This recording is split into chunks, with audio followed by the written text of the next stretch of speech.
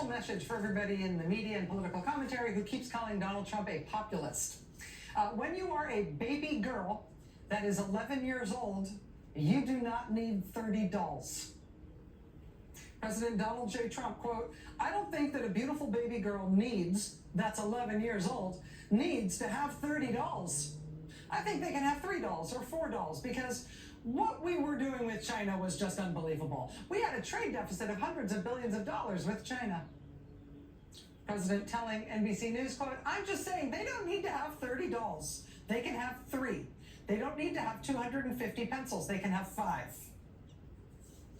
3 dolls, 5 pencils. And be grateful if you get that, American child." Donald Trump told reporters on Air Force One yesterday, quote, "All I'm saying is that a young lady, a 10-year-old girl, 9-year-old girl, 15-year-old girl, doesn't need 37 dolls.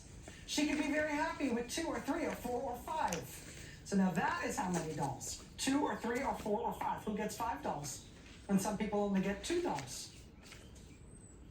The president has recently mused publicly that he does not care if the price of cars goes up.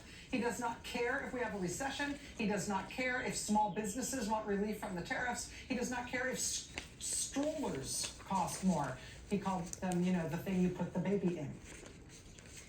But there's more to being president than not worrying about the price of cars or causing a recession or even setting important policy on dolls and pencils. At the top of his supposedly populist agenda this week, as of today, President Donald Trump is sicking collection agencies on Americans whose student loans aren't paid up to date.